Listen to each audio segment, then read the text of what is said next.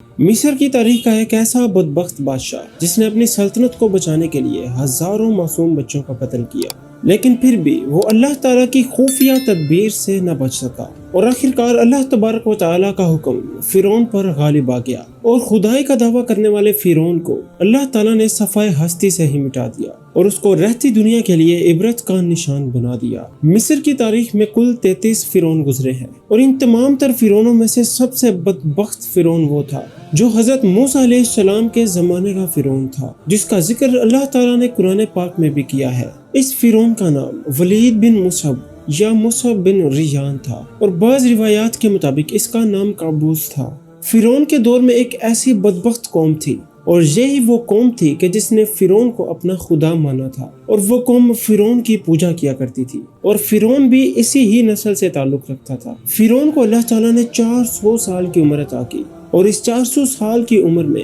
نہ تو فرعون کبھی بیمار ہوا اور نہ ہی اس کے سر میں کبھی درد ہوا اور اس 400 سال کے عرصے کے دوران اس پر کبھی بھی کوئی بھی دشمن غالب نہ آ سکا۔ بعض مورخین نے لکھا ہے کہ فرعون کو یہود و نصارہ قابوس اس لیے کہا کیونکہ اس کا چہرہ تانبے کی طرح چمکتا تھا۔ اب بات یہ ہے کہ کیا فرعون کو بادشاہت وراثت میں ملی تھی؟ اور اس کا جواب ہے نہیں، بلکہ فرعون تو بادشاہ بننے سے پہلے محنت مزدوری کیا کرتا تھا۔ فرعون بادشاہ بننے سے پہلے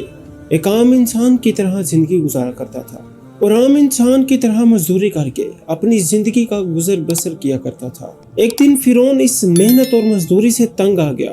اور تنگ آ کر بازار کی طرف نکل پڑا اور اس کی بازار میں ایک شخص سے ملاقات ہوئی جس کا نام تاریخ میں حامان کے نام سے ملتا ہے۔ دیکھتے ہی دیکھتے فرعون اور حامان کی ملاقات ایک دوستی میں بدل گئی۔ چنانچہ اسی دوران وہ دونوں بدبخت شہر میں کام کے لیے نکل پڑے اور ان دنوں مصر کے بازاروں میں خربوزوں کی خرید و فروخت یا چند روایات کے مطابق تربوزوں کی خرید و فروخت کا کام بہت عروج پر تھا۔ اسی طرح یہ دونوں بدبخت فرعون اور حامان تربوز والے کے پاس گئے اور اسے کام مانگنے کی درخواست کی۔ اس وقت تربوز والے نے فرعون اور حامان سے کہا کہ تم یہ میرے تربوز لے جاؤ اور بازار میں فروخت کراؤ۔ اگر تم دونوں نے میرے یہ تربوز فروخت کر دیے تو میں تمہیں کھانے کے لیے دوں گا۔ چنانچہ تربوز والے کی بات سن کر فرعون نے حامان سے کہا کہ تم یہیں پر رکو، میں یہ تربوز فروخت کر کے آتا ہوں۔ چنانچہ اسی طرح حامان وہیں پر رک گیا اور فرعون تربوز بیچنے کے لیے بازار کی طرف روانہ ہوا۔ جب فرعون بازار پہنچا تو اس نے دکانداروں سے تربوز خریدنے کو کہا تو فرعون کی یہ بات سن کر بازار والے کہنے لگے کہ ہمارے ہاں بازار کا یہ دستور ہے کہ ہم لوگ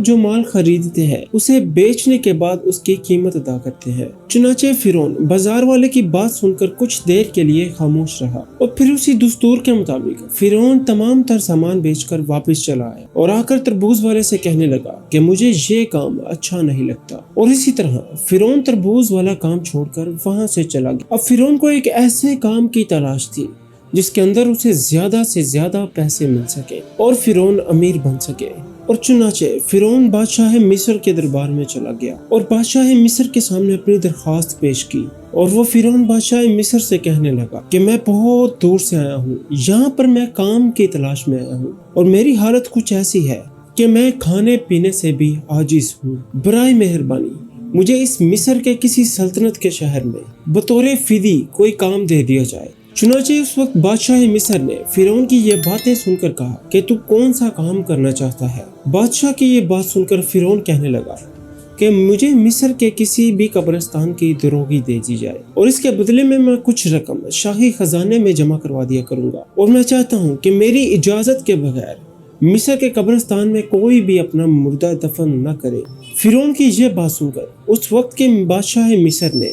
فرعون کو ایک قبرستان کی دروگی دے دی۔ اسی طرح مصر کے قبرستان کی دروگی ملتے ہی فرعون بہت خوش ہوا اور خوشی خوشی قبرستان کے دروازے پر جا کر بیٹھ گیا اور انتظار کرنے لگا کہ اب کون ہوتا ہے جو اس قبرستان میں اپنے مردے کو دفن کرے گا۔ چنانچہ قدرت الہی سے ایسا ہوا کہ اسی سال مصر میں ایک ایسی خطرناک وبا پھیلی جس وبا کی وجہ سے مصر کے بہت سارے لوگ مرنا شروع ہو گئے۔ چنانچہ فرعون نے جب یہ منظر دیکھا تو وہ بہت خوش ہوا اور فرعون نے ہر مرنے والے کے وارث سے ایک ایک درہم کا سکہ لینا شروع کیا۔ اس طرح فرعون کے پاس کچھ ہی عرصے میں بہت ساری مال و دولت اور خزانے جمع ہو گئے۔ فرعون ایک بہت ہی امیر ترین شخص بن گیا اور اتنی ساری مال و دولت جمع ہونے کے بعد اس نے سوچا کیوں نہ کہ میں مصر کے تمام تر قبرستانوں کی دروگی لے لوں۔ فرعون نے ایسا کرنے کے لیے بادشاہ کے لوگوں کو کچھ پیسے دیے اور مصر کے تمام تر قبرستانوں کی دروگی حاصل کر لی۔ فرعون مصر کے قبرستانوں کی دروگی کی وجہ سے مصر کے شاہی خزانے میں بہت ساری مال و دولت جمع کرانے لگا، جسے دیکھ کر بادشاہ مصر بہت خوش ہوا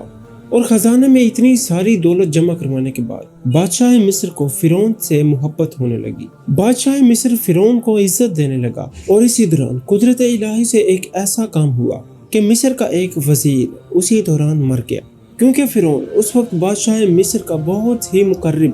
اور محبوب بن چکا تھا، لہٰذا بادشاہ مصر نے فرعون کو نیا وزیر مقرر کر دیا۔ سبسکرائب